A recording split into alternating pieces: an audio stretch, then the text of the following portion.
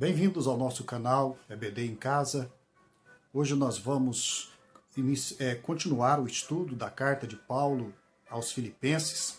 Vamos estudar hoje os capítulos 3 e 4. Esta carta que tem trazido tantas lições preciosas e que tem nos ajudado a entender esta profundidade da vida cristã, que envolve o entendimento, que envolve as emoções, e que nos ajuda a ver um pouco mais do apóstolo Paulo na sua intimidade, naquilo que ele experimentou e como que ele trabalhava essas experiências, memórias e muitas vezes perseguições na experiência cristã, e como que ele traduz isso como sendo um momento especial na vida, de poder contribuir com o seu sofrimento para a expansão do Evangelho de Jesus Cristo. A carta aos Filipenses, de uma forma especial, é uma carta então carregada de sentimentos, de emoções, de memórias, de alegrias, relatos de tristezas, mas tudo envolvendo o conteúdo da vida cristã de modo integral. Pois bem, nós vamos hoje então continuar esses estudos da EBD e hoje baseados na lição de número 11. O nosso querido autor das lições, pastor Hudson Galdino, ele coloca como tema desses dois capítulos o alvo a ser alcançado. E ele começa dizendo: ter um alvo, uma meta, um objetivo sempre é importante na vida. Acalentar sonhos nutre nossa esperança. Quem não tem meta não sabe onde ir. Pode se frustrar mais facilmente. Faltar motivação por faltar ideal é algo ruim. Pior ainda quando não há sonhos na vida espiritual, quando não se sabe para onde irá na eternidade. E ele divide então a lição nas seguintes partes: o cuidado com quem e o que estamos aprendendo. Capítulo 3, versículos 1 e 2, onde Paulo faz as advertências a respeito dos mestres que circulavam pelas igrejas e o perigo que eles representavam, e nós vamos ver então que mestres são esses e que perigo é este que eles representavam. Também ele fala que nem sempre perder é derrota, quando perdemos para ganhar a Cristo, como o apóstolo Paulo relata na sua experiência de vida. Nossa vida não deve ser motivada pelo aprisionamento do passado. O passado não pode ser uma cadeia que nos tranca e nos impede de olhar o horizonte. A vida cristã é uma vida de liberdade para o reino de Deus. Também ele subdivide em deve desenvolver em nós o exercício da confiança na providência divina e não na ansiedade humana. Filipenses 4:6, não andeis ansiosos por coisa alguma, pelo contrário, sejam vossos pedidos plenamente conhecidos diante de Deus, por meio da oração e súplica com ação de graças. E o último ponto: independentemente das circunstâncias, somos fortalecidos pelo Senhor. Posso todas as coisas naquele que me fortalece. É a declaração de Paulo quando falava das suas necessidades e de como a igreja o abençoou em suas necessidades. Pastor Hudson então conclui a lição dizendo assim: precisamos colocar nossos olhos fitos em Jesus. Vale a pena estar grudado em Jesus e não perdê-lo de vista em nossa caminhada. Como colocar nossa vida em direção ao alvo e buscá-lo? Primeiro, nunca perca Jesus de vista. Nada pode ofuscar Jesus de seus olhos. Segundo, cuidado, muito cuidado mesmo, com quem e o que você tem aprendido. Não seja ingênuo na vida espiritual. Seja simples, mas criterioso. Terceiro, não deixe o passado conduzir você. Não se prenda ao saudosismo. Quem olha para trás, para se lembrar, não avança. Para se lamentar, não avança. Aprenda a confiar em Deus, que é o antídoto contra a ansiedade. Que pontos tão simples e edificantes. E eu gostaria então de dar a contribuição agora ao estudo destes 2 capítulos, finais da carta aos Filipenses. Vamos procurar compreender com um pouco mais de exegese e um pouco mais de estudo do texto no seu contexto, o contexto especialmente das razões que levaram Paulo a escrever esta carta, para que nós possamos então aprender da palavra, deixar a palavra se abrir diante de nós. Pois bem, este é um tempo então que Paulo está na prisão. Nós já vimos isto.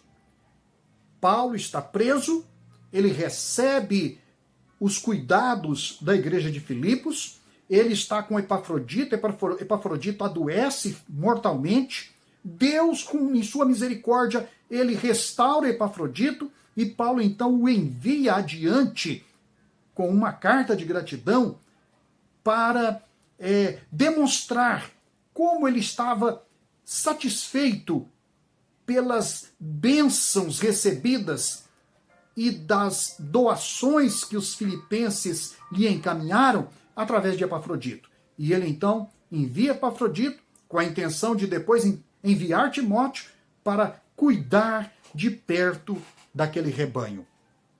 Pois bem, o tema desses 2 últimos capítulos de Filipenses, na verdade metade da carta, são na verdade temas. É um tipo de mosaico pastoral. Aqui o apóstolo Paulo vai olhar para a igreja no seu todo e vai então tratar de temas que são edificantes, próprios para a igreja dos filipenses. Podíamos pensar então que esta é a hora do gabinete pastoral com o apóstolo Paulo. E Paulo vê aqui, nesse restante da epístola, ele vê algumas coisas que ele quer então pontuar e dar orientação para a igreja querida dos filipenses. Ele, por exemplo, vai falar dos inimigos do cristianismo, no capítulo 3, versículos 1 e 2 e versículos 17 e 19. Ele vai também mostrar a coerência e a força do seu caráter como apóstolo do Senhor Jesus Cristo, no capítulo 3, versículos 1, parte B, até o capítulo 4, versículo 1, e ainda sem deixar de fora os versículos de 2 a 17 do também capítulo 4. Então é um longo trecho em que Paulo vai falar da sua auto-identidade, da sua compreensão do seu papel no Evangelho, do que o passado lhe fez, de como ele enfrentava as lutas, de como ele aprendeu a viver a vida na sua simplicidade por amor a Jesus Cristo. Nós vamos também ver aqui como deve ser o apacentamento de um rebanho. Paulo vai tratar da questão, então, do relacionamento de Evódia e Síntique, mostrando que o apacentar das ovelhas é um apacentar para a reconciliação. Os conflitos, eles precisam de ser enfrentados com o objetivo de trazer paz para o seio do rebanho. E por último, aquele cultivo de emoções e sentimentos inspirados em Cristo Jesus, que formam então o conteúdo da vida espiritual, a inteireza do ser cristão e o contentamento que a fé traz no meio das tribulações. Pois bem, olhando a carta de uma forma geral, nós vamos ver que há um contraste intenso entre as condições reais do apóstolo Paulo, ele está em prisão, e a sua alegria interior revelada nesta carta aos Filipenses. Havia algo em Paulo que superava essas contradições humanas e as condições reais de sofrimento e limitação de ir e vir por causa da prisão, humilhação que a ele foram impostas.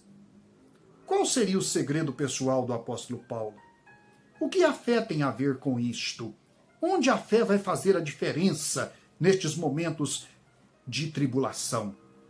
A experiência de Paulo estava alimentada, nutrida na sua comunhão espiritual com Cristo. Cristo era a fonte de nutrição para a sua vida espiritual. A fé iluminava o seu coração e a sua alma para ver somente a Jesus e a este crucificado pelos nossos e pelos seus pecados, e Cristo vivo eternamente na glória de Deus Pai. Paulo vivia em Cristo, na graça e poder de Cristo em sua vida. A minha graça te basta. É o que Paulo vai dizer na sua segunda carta aos Coríntios, capítulo 12, versículo 9. E esta divisa de Paulo era o seu emblema. Para ele, a graça do Senhor Jesus Cristo lhe bastava. Como João, que teria suas mais gloriosas visões na ilha de Patmos, Paulo escreveu suas mais belas páginas nas prisões, em Éfeso, em Cesareia, em Roma. Na prisão, sua reflexão aprimorou, seus sentimentos se aprofundaram, suas convicções se concentraram no essencial e o seu amor e gratidão transbordaram. Cristo, Cristo, somente Cristo era o assunto dos seus dias e de suas noites. Mas como era o cristianismo nos dias apostólicos? Se nós vemos Paulo citar tantos líderes e tentar resguardar a igreja de Filipos de tantas ameaças, como era a constituição deste cristianismo? Quem exercia a liderança e quais eram os principais centros de aglomeração cristã? Haviam divisões internas? Quem eram esses obreiros que ameaçavam a unidade e a paz das igrejas? Que deu a Paulo dissabor, por exemplo, de ver os crentes da Galácia retrocedendo na fé. Quando levantamos essas perguntas, queremos entender os conflitos e o ambiente religioso e teológico da segunda metade do primeiro século, ao nascer da igreja e da obra missionária. Os discípulos de Jesus Cristo haviam, naqueles dias, recebido o nobre nome de cristãos lá em Antioquia da Síria. E para descrever em detalhes a situação deste cristianismo primitivo, eu farei aqui a citação de um pequeno comentário da Bíblia do Peregrino, quando ela traduz Atos capítulo 11, e então descreve no comentário o panorama daquela igreja na sua aurora, no seu nascimento, nos seus primeiros esforços de expansão. Então, diz aquela nota o seguinte: Roma, Alexandria e Antioquia são as três grandes metrópoles do Mediterrâneo Central e Oriental. Pois bem, Roma representa o poder imperial e a nova cultura romana, Alexandria recolhe a herança cultural grega, Antioquia é a ligação com o mundo oriental. Essa Antioquia é esta Antioquia que enviou os missionários Paulo, Barnabé, Silas, na primeira viagem missionária. Essa Antioquia é aquela de onde também Paulo parte para a segunda viagem missionária, que vai dar então na fundação da igreja de Filipos.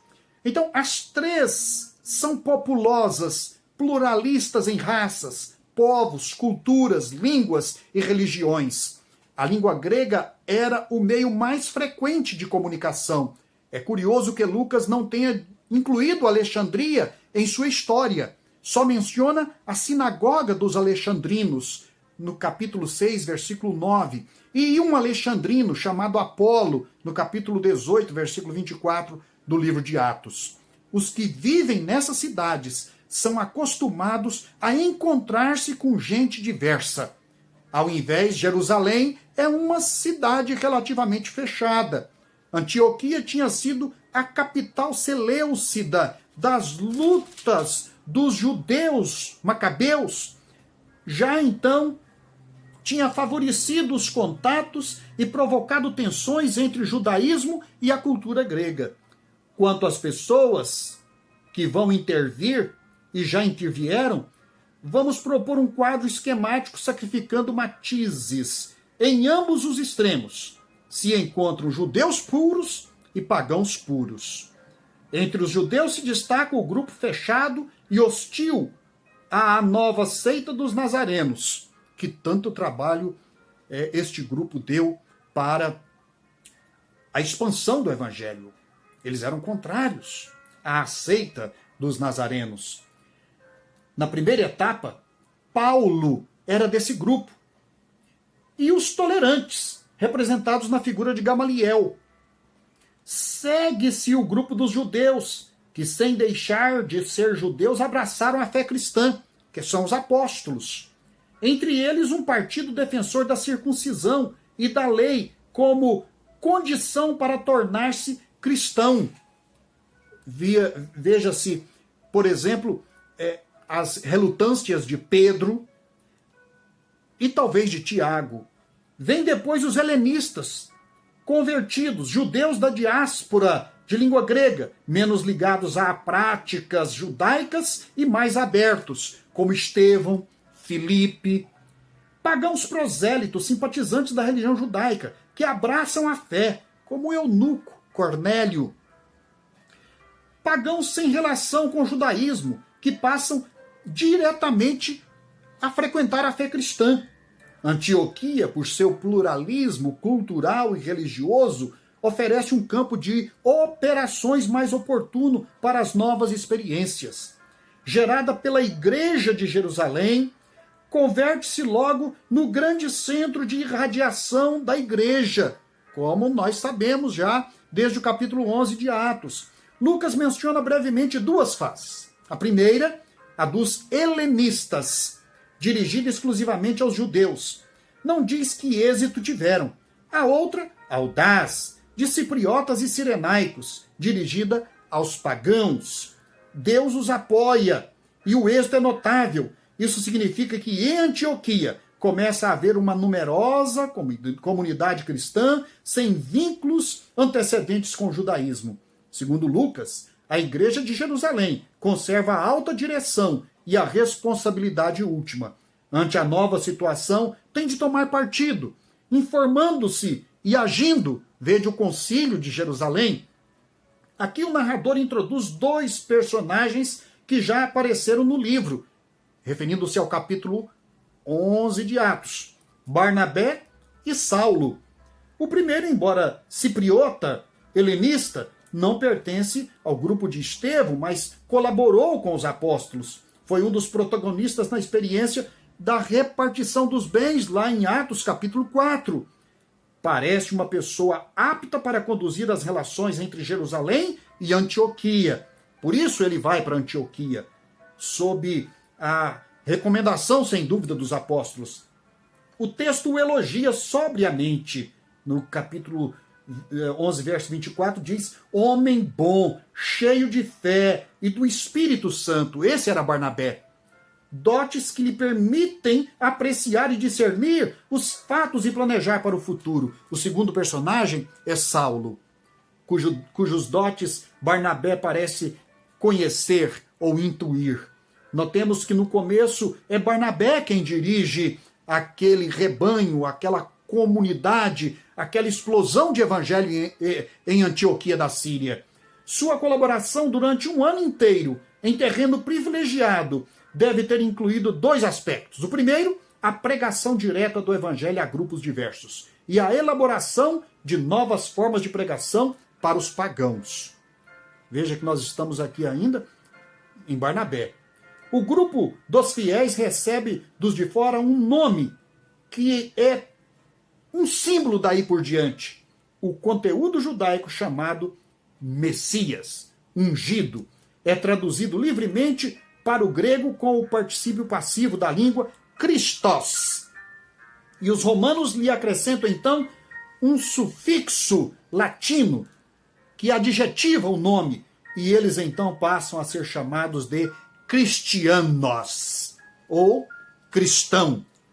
Termino a nota da Bíblia de Jerusalém, que nos dá então da Bíblia do Peregrino, que nos dá então um panorama deste histórico da igreja primitiva e dos grupos que vão se formando e dos centros de importância da expansão do cristianismo pelo vasto Império Romano e nesta cultura grego-romana. Pois bem, tudo era tão recente e explosivo. Os líderes foram os apóstolos Tiago, irmão do Senhor, Judas Tadeu, Judas, irmão do Senhor, o eunuco da Etiópia, Barnabé, Paulo, Apolo, Maria, mãe de Jesus, João. E, em conflito, estavam os chamados judaizantes, com os centenas de fariseus, escribas, sacerdotes, líderes de sinagogas por toda a Judéia, Síria, Ásia, Roma, Alexandria, norte da África, a Ásia, onde o evangelho já havia chegado.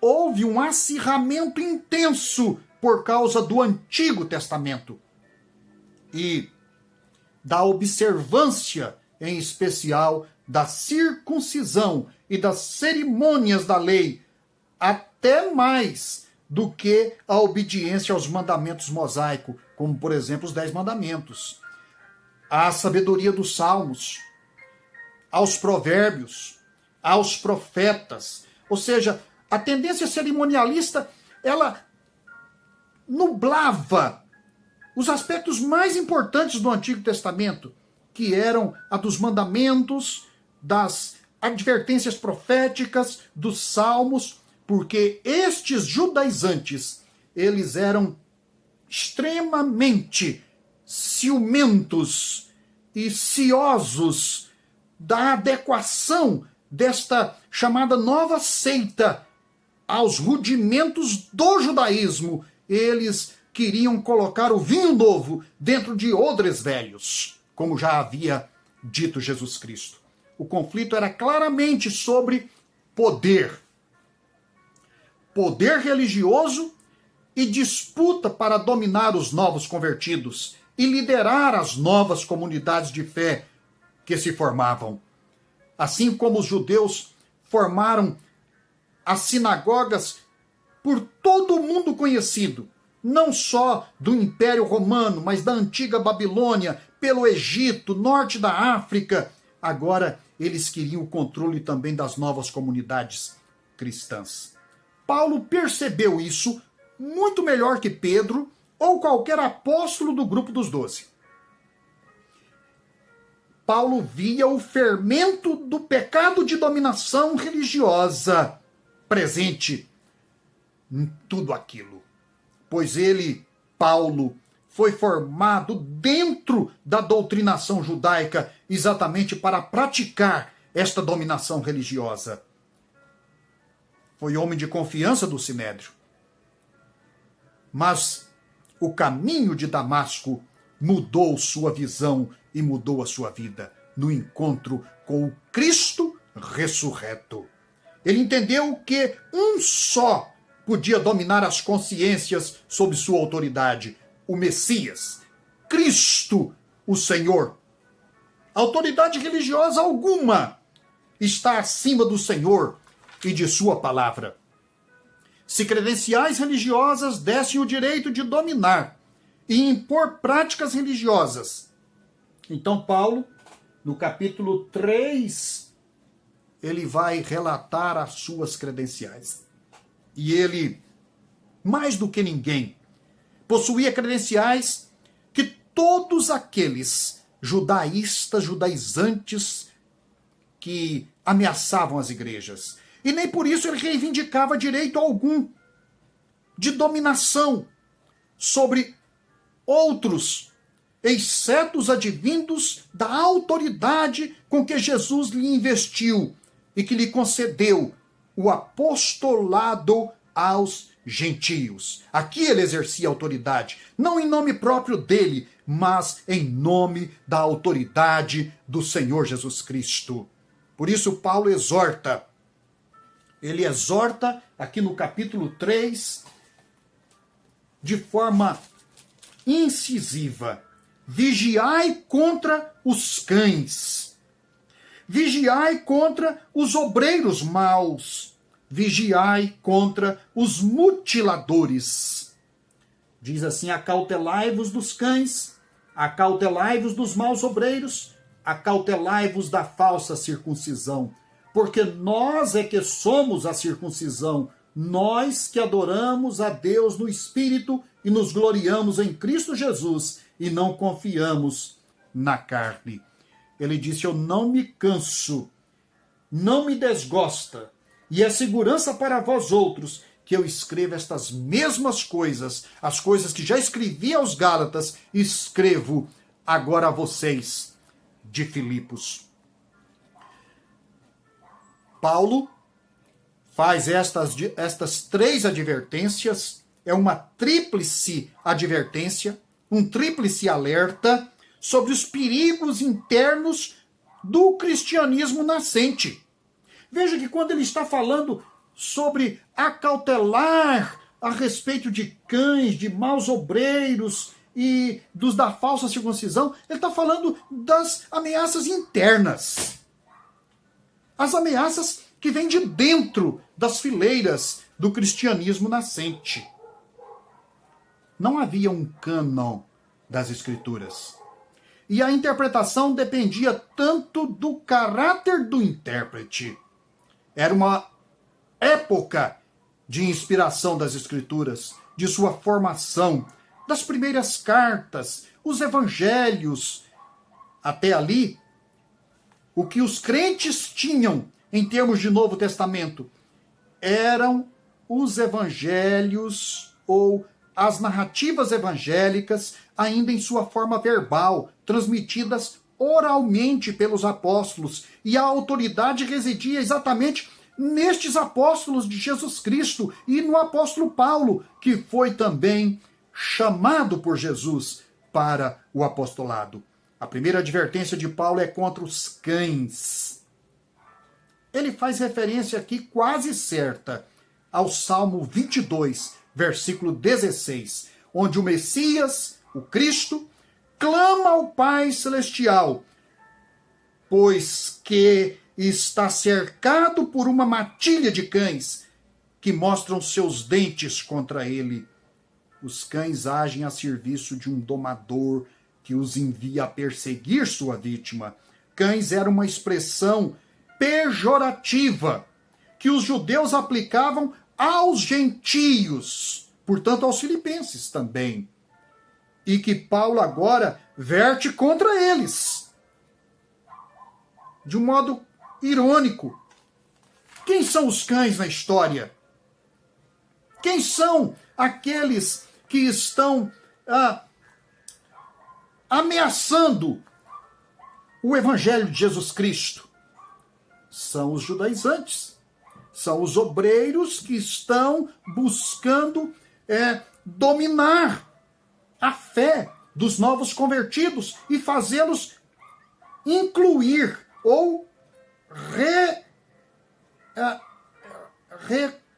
incluir as regras do Antigo Testamento na nova fé. Os cães ameaçam, fazem muito barulho, atacam, fogem, rodeiam, ferem ovelhas e espalham o rebanho, ao rondar o rebanho para fins proselitistas. Por isso Paulo os chama de cães. Em segundo lugar, Paulo faz a advertência contra os obreiros maliciosos. São os maus obreiros ou maus ministros que usam o nome de Jesus. A referência não é a obreiros simplesmente relapsos, de hábitos desagradáveis, obreiros simplesmente de desempenho baixo ou de ensino superficial. A referência aqui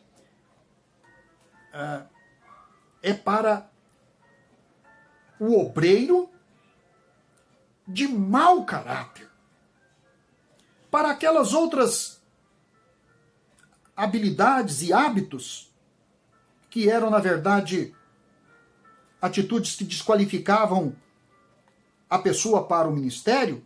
O grego tinha outras palavras. E não esta palavra, mau obreiro, que Paulo emprega aqui.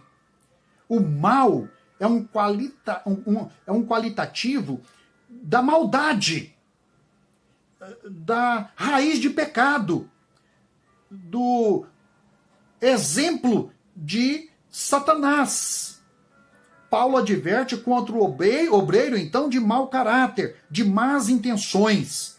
É o lobo com vestes de cordeiro, que pratica injúrias contra os outros para se engrandecer e se gloriar. Como Paulo teve que enfrentar as injúrias destes maus obreiros, que tentavam desqualificar o seu ministério. Em terceiro, Paulo adverte contra os mutiladores. É interessante porque Valdir Luz, quando faz a tradução do Novo Testamento, ele não usa a expressão falsos ou falsa circuncisão. A questão não era simplesmente de uma circuncisão falsa, porque não havia uma circuncisão na carne, mas que fosse verdadeira. Era, na verdade, a mutilação que eles estavam praticando e infringindo nos crentes novatos de Filipos, como fizeram na Galácia. Portanto, Paulo não fala aqui, quando utiliza a palavra mutilador, dos mestres da sinagoga judaica, mas de mestres judaizantes, que buscam o enquadramento dos novatos cristãos nas práticas do judaísmo e a obrigação da circuncisão para se considerar povo escolhido de Deus. Este discurso tem uma vantagem para os judaizantes.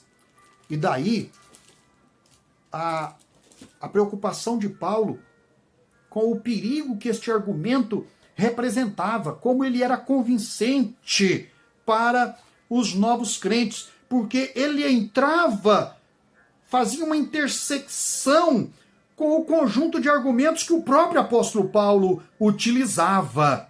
Se não vejamos, Paulo, ele sempre citava fatos anteriores ao Sinai para falar da graça, da fé. E então, o período anterior ao Sinai passou a ser um paradigma, um conjunto de tipos para a interpretação que Paulo faz das Escrituras e da apresentação da nova fé em Cristo Jesus. Paulo sempre citava o exemplo de Abraão e de sua fé.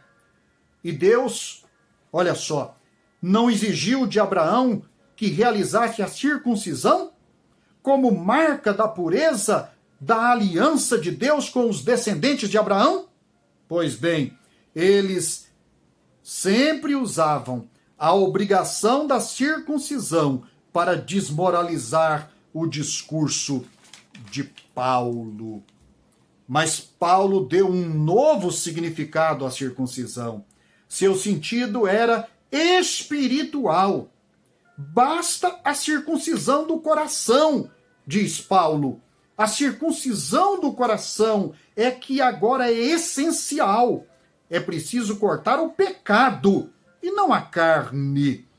Por isso os chama de mutiladores, porque a circuncisão que eles praticavam nada mais era do que uma mutilação da carne, sem nenhum efeito espiritual. Pois bem, o que era então esta verdadeira circuncisão? Paulo vai dizer, porque nós, verso 3 do capítulo 3, nós é que somos a circuncisão, nós os que adoramos a Deus em espírito e nos gloriamos em Cristo Jesus e não confiamos na carne. Bem que eu poderia confiar também na carne. Se qualquer outro pensa que pode confiar na carne, eu ainda mais. Pois bem, Paulo ressignifica a circuncisão para que ela fosse útil ao Evangelho e à pregação do Evangelho de Jesus Cristo. E Paulo vai dizer que a circuncisão agora é esta. A verdadeira circuncisão é aquela dos que adoram a Deus em espírito. Ela é daqueles que se gloriam em Cristo Jesus. Ela é daqueles que não confiam nas marcas da carne para a sua salvação. Então veja, esta tríplice qualificação da circuncisão, essa ressignificação da circuncisão, é aquela que está em coadunância com a essência, o espírito do Antigo Testamento, porque estamos debaixo de uma nova aliança com Cristo Jesus. A salvação não veio por uma aliança de obras, mas o justo viverá da fé. Creu Abrão em Deus, e isso lhe foi imputado como justiça. Gênesis 5, versículo 6. Ainda que os judaizantes quisessem restabelecer a importância da circuncisão porque ela era anterior ao Sinai, Paulo diz, não era de fato na circuncisão que a fé estava fundamentada, mas no ato de Abraão crer a Deus, crer em Deus, confiar na palavra do Senhor. Isto foi o que lhe foi imputado por justiça ou por justificação. Paulo, então, ele descreve a superioridade das suas marcas, dos seus vínculos genealógicos, de sua rigorosa vida religiosa no judaísmo. Ele faz isso do versículo 4 do capítulo 3 até o versículo 11. Aqui Paulo separa prática religiosa e cerimonial com seus vínculos genealógicos ou da excelência doutrinária, da autêntica fé pessoal no Deus vivo e ressurreto, o Salvador Jesus Cristo. Versículos de 7 a 11. Mas o que para mim era lucro, isso considerei como perda por causa de Cristo. Sim, deveras considero tudo como perda, por amor da sublimidade do conhecimento de Cristo Jesus, meu Senhor, por amor do qual perdi todas as coisas e as considero como refúgio para ganhar a Cristo Jesus. Então, Paulo conseguiu separar aquilo que é o conjunto de religiosidades daquilo que é a fé autêntica em Cristo Jesus, a fé salvífica em Cristo Jesus.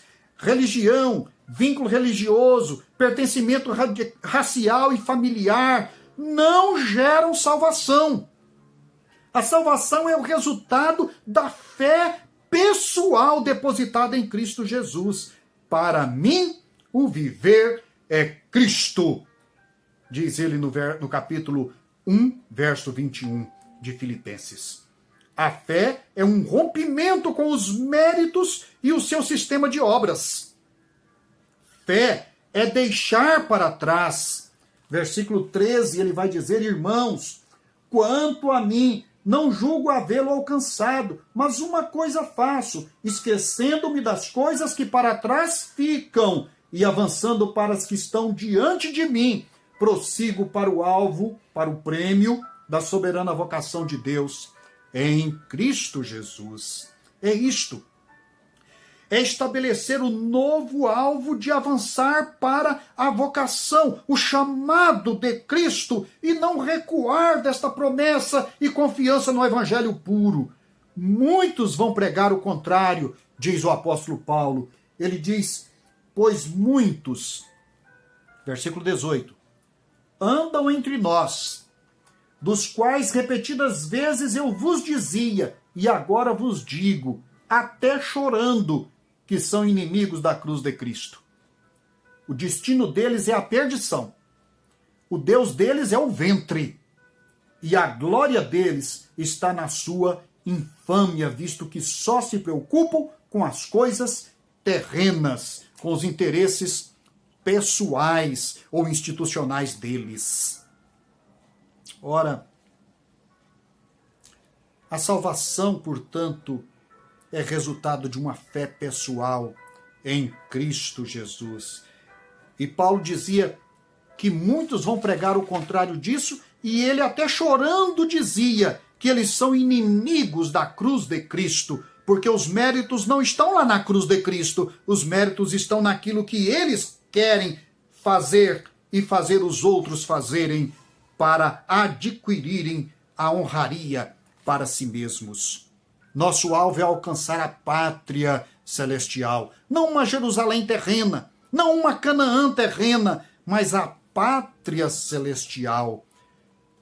O apóstolo Paulo vai dizer nos versículos 20 e 21 deste capítulo 3, terminando o capítulo, pois a nossa pátria está nos céus, de onde também aguardamos o Salvador, o Senhor Jesus Cristo, o qual transformará nosso corpo de humilhação para ser igual ao corpo de sua glória, segundo a eficácia do poder que ele tem de até subordinar a si todas as coisas. Portanto, meus irmãos, amados e muito saudosos, minha alegria e coroa, sim, amados, permanecei deste modo firmes no Senhor.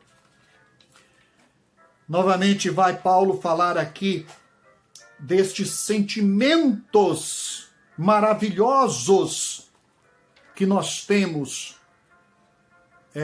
inspirados na obra do Senhor Jesus Cristo por nós na cruz do Calvário.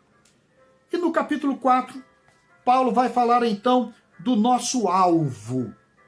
Nosso alvo é alcançar uma pátria celestial,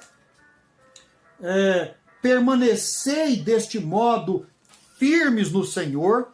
E no capítulo 4, Paulo vai tomar por base, então, agora, aquele hino cristológico lá do capítulo 2, para fazer o seu trabalho do ministério da reconciliação dentro do seio da liderança da igreja de Filipos e tomar, então, este paradigma do capítulo 2 como modelo cristológico para tratar da reconciliação entre Evódia e Sintique.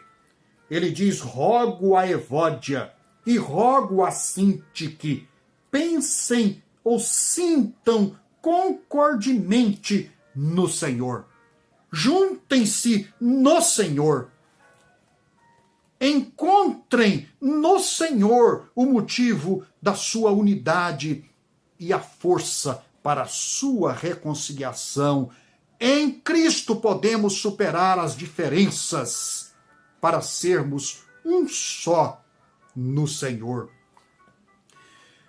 Por isso, Paulo vai então nos dar aqui um norte para o trabalho pastoral. Sua orientação é de um pastoreio para a reconciliação e a paz. Aqui no capítulo 4, versículos de 2 a 7, já lemos o versículo 2, o 3 ele vai então pedir ao amado companheiro de jugo, que pode ser Epafrodito, ou então algum outro líder da igreja, mas ao que tudo indica é Epafrodito, a ti, fiel companheiro de julgo, também peço que as auxilies, pois juntas se esforçaram comigo no evangelho, também com Clemente e com os demais cooperadores meus, cujos nomes se encontram no livro da vida. Ora, Paulo está aqui dando, então, um direcionamento para o evangelho, ministério do evangelho. Sua orientação é para um pastoreio de reconciliação. Todo pastoreio deve ter como meta a reconciliação entre irmãos, entre líderes e do homem com Deus. Cristo se entregou na cruz para ser reconciliador. Colossenses, capítulo 1, versículo 20, lemos assim: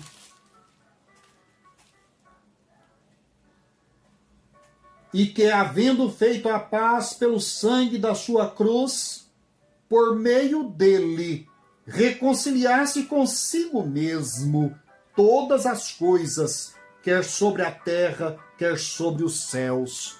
Ou seja, Cristo é o reconciliador.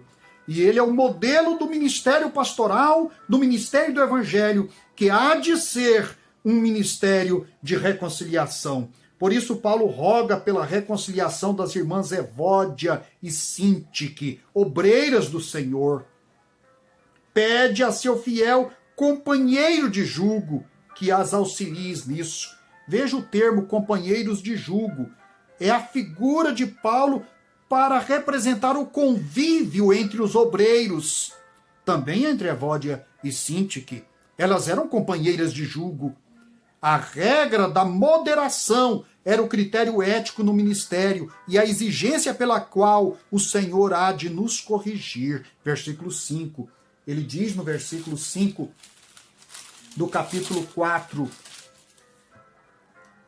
seja a vossa moderação conhecida de todos os homens.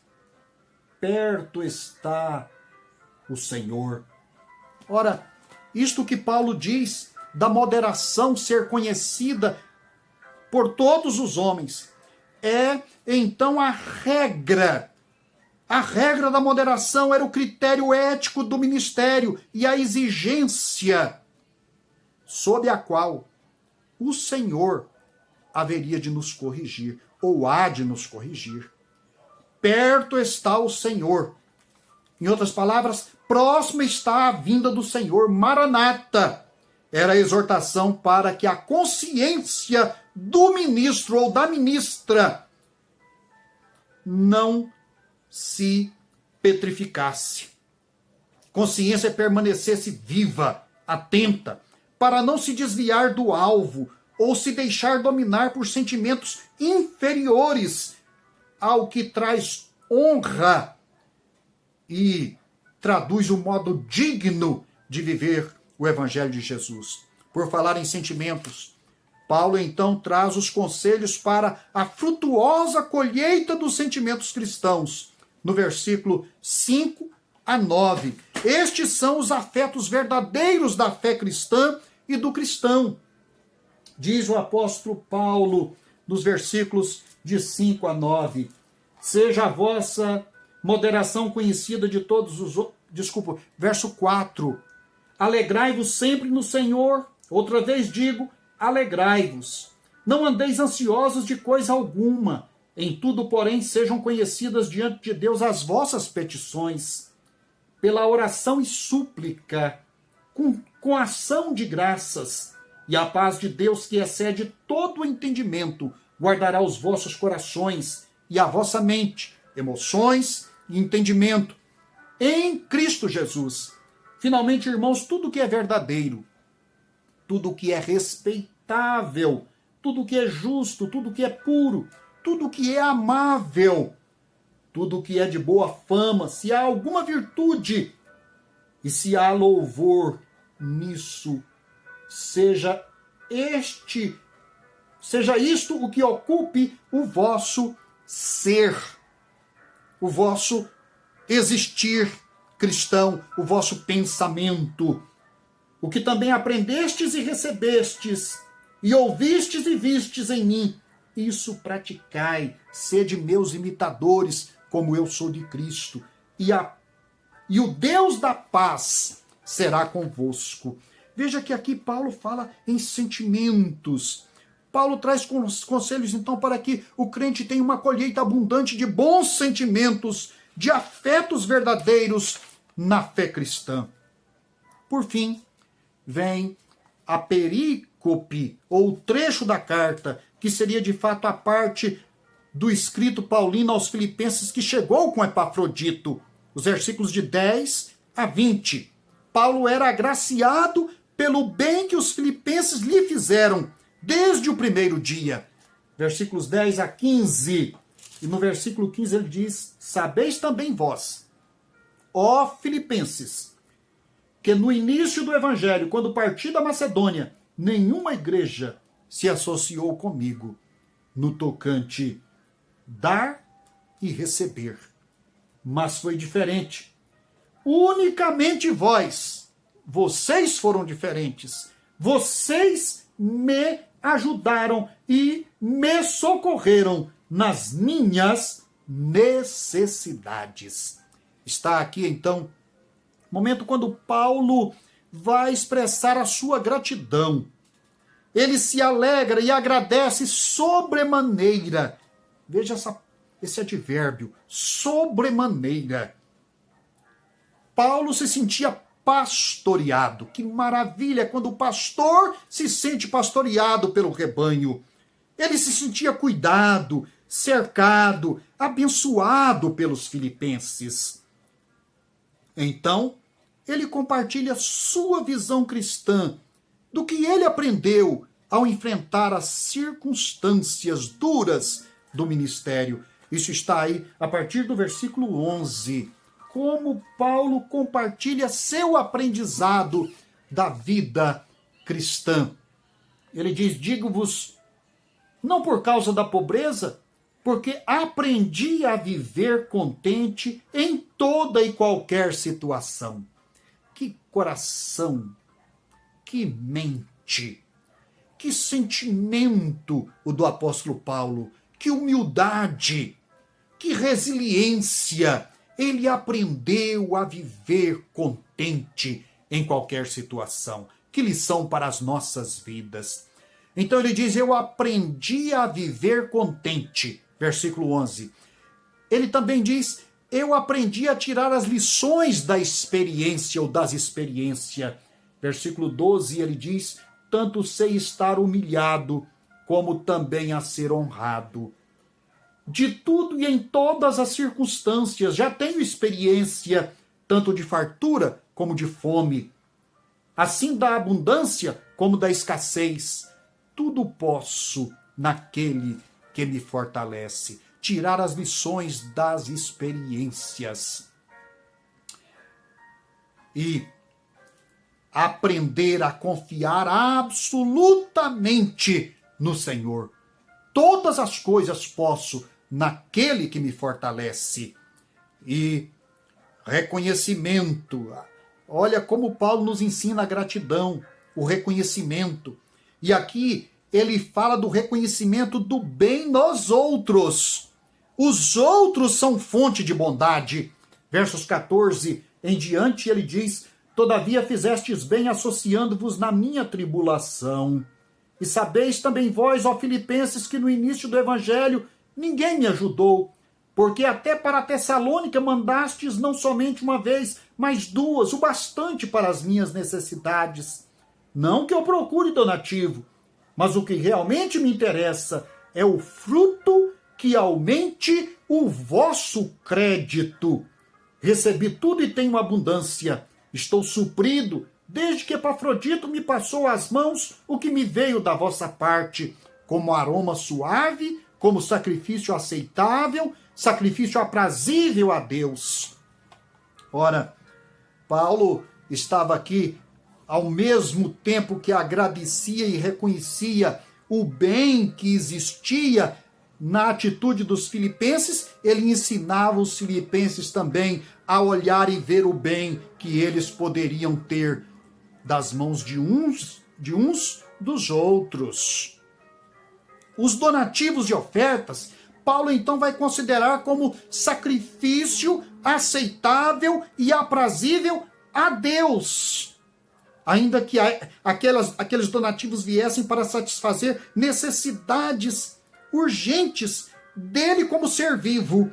Ele, por outro lado, ele considerava que isto que ele recebia era a oferta dos filipenses, que ele então apresentava a Deus como sacrifício aceitável e aprazível a Deus. Por isso Paulo pode assegurar, olha que versículo maravilhoso, e o meu Deus, segundo a sua riqueza, isto em contraste com a pobreza humana, em glória há de suprir cada uma das vossas necessidades em Cristo Jesus, ou seja, pelos méritos de Cristo Jesus.